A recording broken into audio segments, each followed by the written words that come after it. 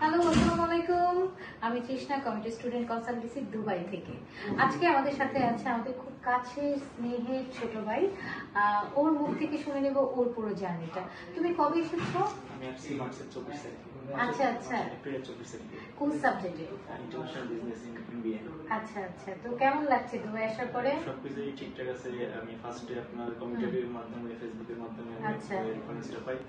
দেন ওখান থেকে বাংলাদেশের যে অফিস আছে তারা আমার সব ধরনের সাপোর্ট দিছে।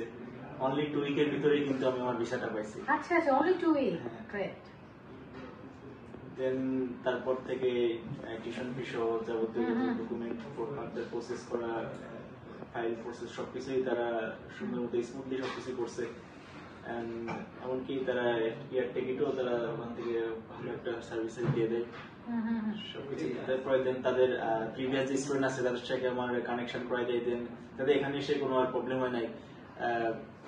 পরবর্তী স্টুডেন্টের সাথে আমি সহজেই কমিট করে তাদের সাথে আমি অ্যাটাচ হয়ে একসাথে রুমে থাকতে পারতেছি। দেন যে কোনো ধরনের সার্ভিসে, যে কোনো ধরনের প্রবলেমে তারা অবশ্যই সবসময় পাশে থাকে।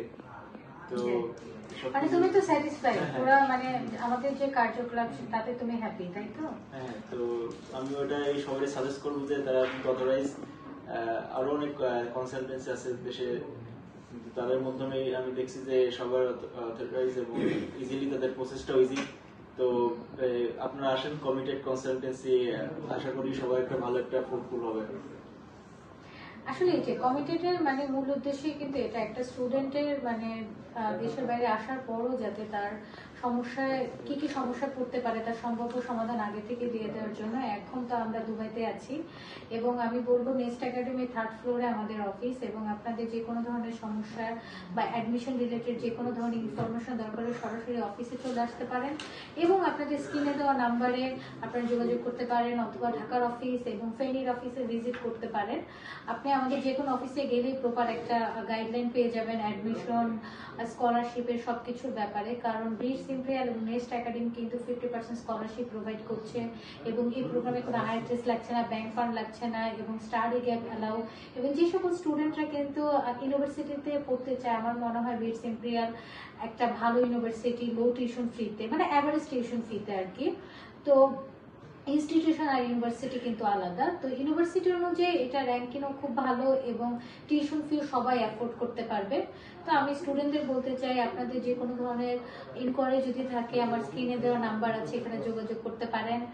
এবং সবাইকে অনেক বেশি শুভকামনা এবং ভালোবাসা যে যেখান থেকে দেখছেন, এবং তোমাকে অনেক বেশি ধন্যবাদ এত সুন্দর করে বলার জন্য। ধন্যবাদ কমিটেড কনসালটেন্সি, তাদের আশা করি তাদের এই প্রসেসটা সামনে আরো বেশি এগিয়ে যাবে এবং স্টুডেন্টরা সবচেয়ে বেশি। স্টুডেন্টের ব্যাপারে কিছু বলা থাকলে যদি একটু বলতেন। স্টুডেন্টদের আমি সাজেস্ট করি যে এখানে ব্রিটস ইম্পেরিয়াল যেহেতু একটা অথরাইজ একটা এবং টিউশন ফিও কম আছে এবং লোকেশনটাও খুব ভালো সাজাতে, রেদার দেন দুবাই, এখানে আপনার যারা স্টুডেন্ট আছে তাদের সাথে আপনি অ্যাকোমোডেট হয়ে একসাথে থাকতে পারবেন। তো ক্লাস দেন আপনার এক্সাম সবকিছুই, টিচার ফ্যাকাল্টি গুলো সব ইজি আছে, আপনার সবকিছু ইজিলি এখানে সাপোর্ট করবেন টিচার থেকে। Online offline both of the access are easily available. So if you can go to abroad, then I suggest to BITS Imperial. That's very fast and better for everyone. Thank you. অনেক ধন্যবাদ সময় দেওয়ার জন্য, এবং যে যেখান থেকে আমাকে দেখছেন সবাইকে জানাই আন্তরিক শুভেচ্ছা ও ভালোবাসা। আল্লাহ হাফেজ।